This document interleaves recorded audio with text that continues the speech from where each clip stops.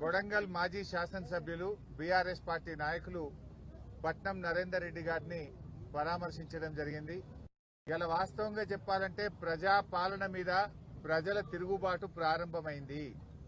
Pharma కంపెనీలకు ఇవ్వమని ఆ ప్రాంత ప్రజలందరూ కూడా గత కొన్ని నెలలుగా పోరాటం చేస్తా ఉన్నారు. మరి అక్కడ ఎమ్మెల్యేగా ఉన్న రేవంత్ రెడ్డి తనకు ఓట్లేసినటువంటి కొడంగల్ ప్రజలకు పిలిచి మాట్లాడాలి, వారి సమస్య పరిష్కారం చేయాలి. రాజకీయ నాయకుల చేత వాళ్ళని బెదిరించేటువంటి ప్రయత్నానికి రేవంత్ రెడ్డి గారు పాల్పడతా ఉన్నారు. అంటే నీకు ఓటేస్తే ఏదో మేలు జరుగుతుంది, మేమంతా బాగుపడతాము, 15,000 రూపాయల రైతు భరోసా వస్తుంది, 2,500 మహాలక్ష్మి వస్తుంది, 4,000 పెన్షన్ వస్తుంది అని మేం బాగుపడతామని నీకు ఓట్లేస్తే నీకు ఓట్లేసిన పాపానికి ఆ లఘుచర్ల గ్రామ ప్రజల మీద కర్కశంగా ఇవాళ నువ్వు వ్యవహరిస్తా ఉన్నావు. కట్టు బట్టలతో పిల్ల పాపలతో ఊరు విడిచి పారిపోయేటట్టు చేసావు. అంటే నీకు ఓట్లేసి గెలిపిస్తే నువ్వు వాళ్ళకి ఇచ్చిన బహుమానం ఇది. వాళ్ళ భూములు గుంజుకోవడమే, కుట్రపూరితంగా చేయడమే నువ్వు ప్రజలకు చేసే సేవనా అని చెప్పి మేము అడుగుతా ఉన్నాం.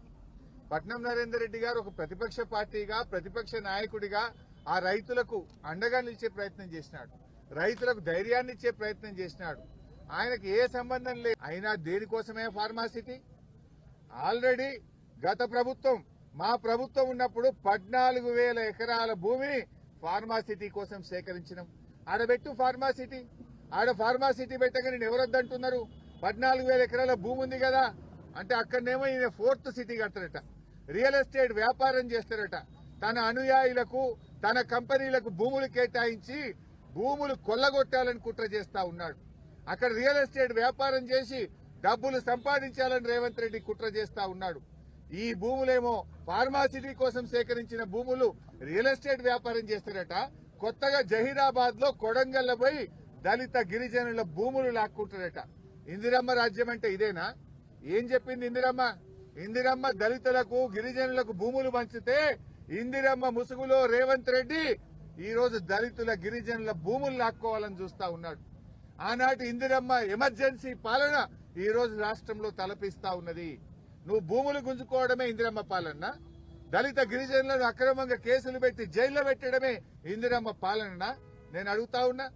నిజంగా ఫార్మాసిటీ పెట్టాలి, ఫార్మా కంపెనీలు రావాలంటే గత ప్రభుత్వం సేకరించిన 14,000 ఎకరాల్లో నువ్వు ఫార్మా కంపెనీలు పెట్టు. ఈ కొడంగల్ గాని జహీరాబాద్ లో గాని నువ్వు సేకరించిన భూమిని వెంటనే విడ్రా చేయి. రైతుల భూములు రైతులకు ఉంచు, రైతులను అన్యాయంగా వేధించొద్దు అని చెప్పి రేవంత్ రెడ్డి ప్రభుత్వాన్ని మేము హెచ్చరిస్తా ఉన్నాం. అయినా నీ ప్రాధాన్యత ఏంది? నీ ప్రాధాన్యత అదాని, నీ ప్రాధాన్యత నీ తమ్ముళ్ళు, నీ ప్రాధాన్యత నీ అల్లుళ్ళు.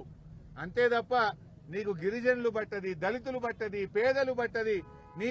నువ్వు నీ అల్లుళ్ళ కోసమో అదానీ కోసమో అంబానీల కోసం పేదల భూములు గుంజుకొని ఇవాళ వాళ్ళకి కట్టబెట్టే ప్రయత్నం చేస్తా ఉన్నావు. తస్మాత్ జాగ్రత్త.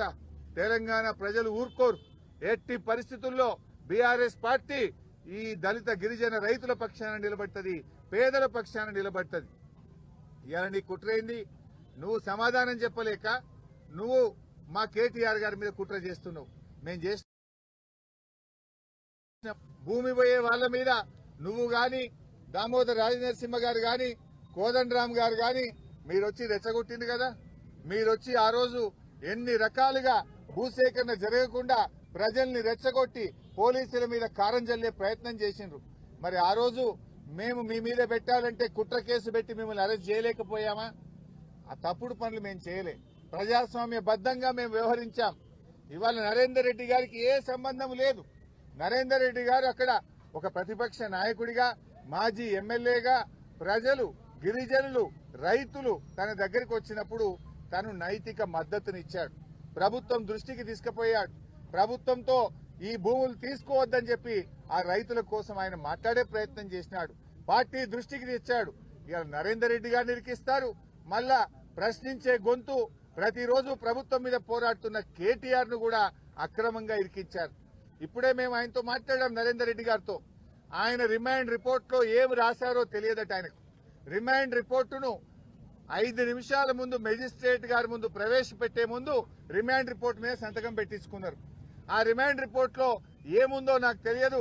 జైల్లో పొద్దున పేపర్లు చూస్తా ఉంటే రిమాండ్ రిపోర్ట్ లో కేటీఆర్ గారికి కూడా దీనిలో ప్రోద్బలం ఉన్నదని, కేటీఆర్ గారు ఎన్ని డబ్బులు ఖర్చు అయినా పెట్టమని చెప్పినట్టు వీళ్ళే రిమాండ్ రిపోర్ట్ రాసి రిమాండ్ రిపోర్ట్ లో చదివే అవకాశం లేకుండా సంతకం పెట్టించి ఇవాళ తప్పుడు రిమాండ్ రిపోర్ట్ రాసినారు. తప్పుడు రాసిందని చెప్పి నరేందర్ రెడ్డి గారు మాకు చెప్తూ ఆయన చాలా బాధపడ్డాడు. అసలు నాకే సంబంధం లేదు, నాకే విషయము తెలియదు, కేటీఆర్ గారికి సంబంధం ఉందని ఆయనని ఇచ్చారు. ఇది అన్యాయం. అసలు రిమాండ్ రిపోర్టు రాసే ముందు నాతో మాట్లాడలేదు, ఏమి రాశారో చదివే అవకాశం నాకు ఇవ్వలేదు, రిమాండ్ రిపోర్ట్ లో ఏముందో నాకు తెలియకుండా ఒత్తిడి చేసి నాతో సంతకం పెట్టించారు. అంతకు మించి నాకు తెలియదు. ఈ విషయాన్ని మీకు చెప్పడమే కాదు, నిన్న మెజిస్ట్రేట్ కూడా చెప్పాను. మెజిస్ట్రేట్ గారి ముందు కూడా ఆ రిమాండ్ రిపోర్ట్ లో ఏముందో నాకు తెలియదు, ఒక్క నిమిషం ముందే నాతో సంతకం పెట్టించారనే విషయాన్ని నిన్న మెజిస్ట్రేట్ గారికి కూడా చెప్పానని చెప్పి నరేందర్ రెడ్డి గారు చెప్పారు. అంటే దీన్ని బట్టి ఏమర్థమవుతుంది? నరేందర్ రెడ్డి గారిని ప్రశ్నించే గొంతు గనక ఇవాళ ఆయన జైల్లో పెట్టి అక్కడ భూములు గుంజుకోవాలని చూస్తున్నాడు.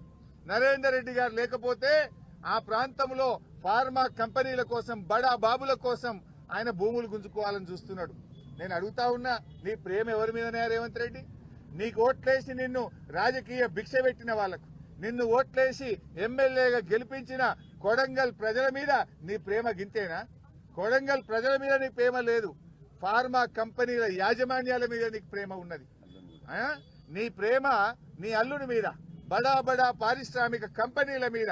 అంటే నువ్వు ఏంది కాకులను కొట్టి గద్దలకేసే ప్రయత్నం లాగా, అంటే రైతుల నోర్లు కొట్టి గిరిజన రైతుల భూములను అక్రమంగా గుంచుకొని ఫార్మా కంపెనీల బడా బడా బాబులకు ఆ భూములు కట్టబెట్టడం కోసం నువ్వు పనిచేస్తున్నావు. ముఖ్యమంత్రి ఉన్నది ఇందుకేనా? దళితుల గిరిజనుల నోళ్లు కొట్టడానికేనా? పేదల భూములు గుంజుకోవడానికేనా? ఇదేనా అని మేము అడుగుతా ఉన్నాం. నరేందర్ రెడ్డి గారు ధైర్యంగా ఉన్నారు. ఆయన ధైర్యంగా ఉండమని చెప్పి బీఆర్ఎస్ పార్టీ ఆయనకు పూర్తి అండదండగా ఉందనేటువంటి విశ్వాసాన్ని మేము ఆయనకు చెప్పాం. తప్పకుండా న్యాయం గెలుస్తుంది, ధర్మమే నిలబడుతుంది. నువ్వు అక్రమంగా కేసు పెట్టచ్చు, మమ్మల్ని జైల్లో పెట్టచ్చు, మాకు న్యాయం మీద నమ్మకం ఉంది, న్యాయస్థానాల మీద మాకు నమ్మకం ఉన్నది. మా న్యాయవాదులు తప్పకుండా పోరాడతారు. నిర్దోషిగా నరేందర్ రెడ్డి గారు బయటకు వచ్చేది ఖాయం. నరేందర్ రెడ్డి గారికి ఏ సంబంధం లేకుండా అక్రమంగా ఆయనని కేసులో ఇరికిచ్చారు. తప్పకుండా న్యాయస్థానంలో మాకు న్యాయం జరుగుతుందని, నిర్దోషిగా నరేందర్ రెడ్డి గారు బయటకు వస్తారనే సంపూర్ణమైన నమ్మకం మాకుంది.